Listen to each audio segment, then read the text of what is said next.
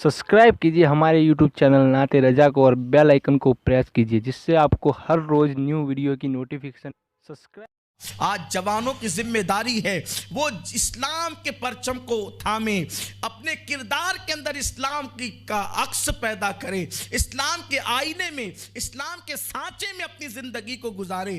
कितनी हैरत की बात है, आज दुनिया की दूसरी कौमों के जवान भी मुस्लिम जवानों का किरदार देख करके उनसे नफरत कर रहे हैं। जो चीज़ हमारे अंदर नहीं होनी चाहिए थी वो सारी चीज़ें हमारे अंदर है।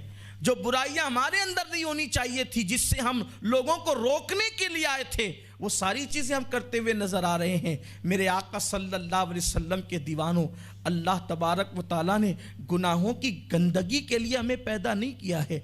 अल्लाह तबारक व ताला ने बड़े मुक़द्दस मिशन के लिए हमें पैदा किया है। हम अपनी ज़िम्मेदारी का एहसास करें। सबसे पहली ज़िम्मेदारी मुसलमानों की ये है कि वो ख़ुद दीन के करीब आएँ, मुस्तफ़ा जान रहमत के करीब आएँ।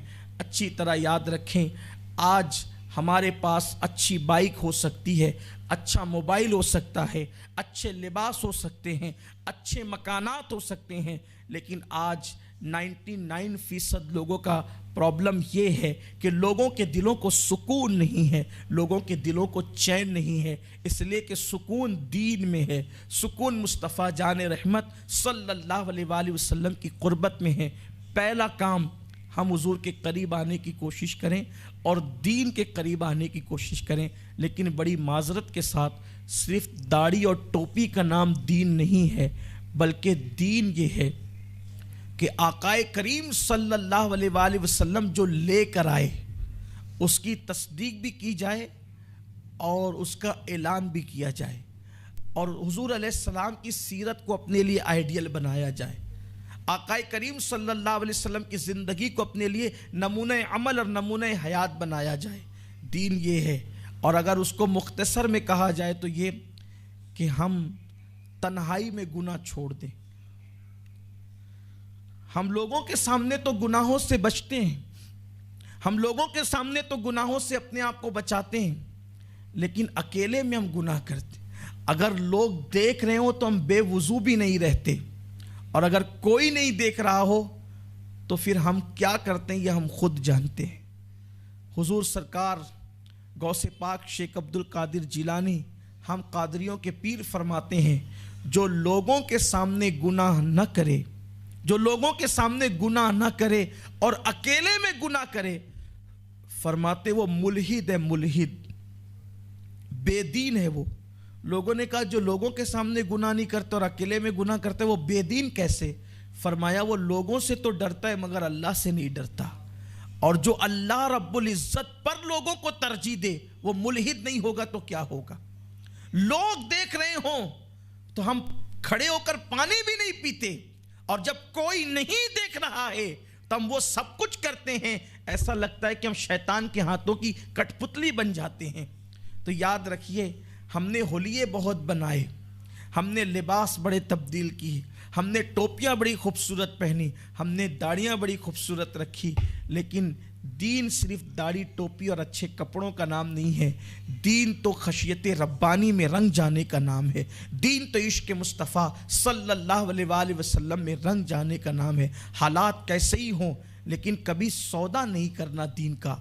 हालात कैसे ही हो लेकिन इस तसव्वुर के साथ हमें जीना है कि हमारा अल्लाह हमें देख रहा है। तो पहले ज़िम्मेदारी हमारी ये है कि हम खुद दीन के करीब आएँ, मुस्तफ़ा जान रहमत सल्लल्लाहु अलैहि वसल्लम के करीब आएँ, हुजूर का अखलाक पढ़ें, हुजूर की सीरत तैयबा पढ़ें, हुजूर अलैहिस्सलाम किस तरह गुफ्तगू करते थे, सहाबे किराम की जवानी कैसी थी, उम्मत के हवाले से हुजूर अलैहिस्सलाम की फ़िक्र कैसी थी। इन सारी चीज़ों पर हमारी तवज्जो होना चाहिए। और उसके बाद फिर जब हम खुद दीन के करीब आ जाएं तो दूसरों को भी दीन के करीब लाने की कोशिश करें। इसलिए कि अल्लाह के रसूल सल्लल्लाहु अलैहि वसल्लम को दीन के करीब लाना बहुत पसंद है। बल्कि यहाँ तक फरमाया गया कि गार में बैठकर 70 साल तक इबादत करने वाले को वो सवाब नहीं मिलता जो एक लम्हा दीन की तबलीग करने वाले को अल्लाह सवाब अता फरमाता।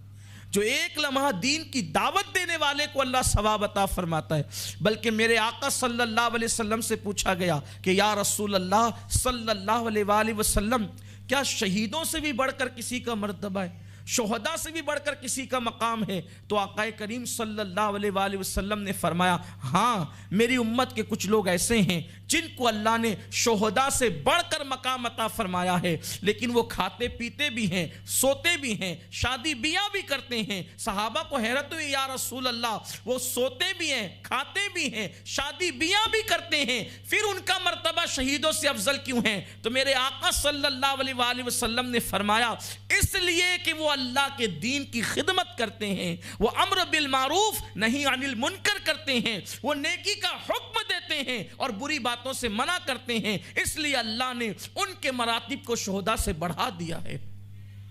ہمارے جوانوں کی ذمہ داری ہے کہ خود گناہ سے بچیں اور دوسروں کو گناہ سے بچائیں، لیکن جب ہم خود ہی گناہ سے نہیں بچتے تو ہم دوسروں کو گناہوں سے کیسے بچا سکتے ہیں؟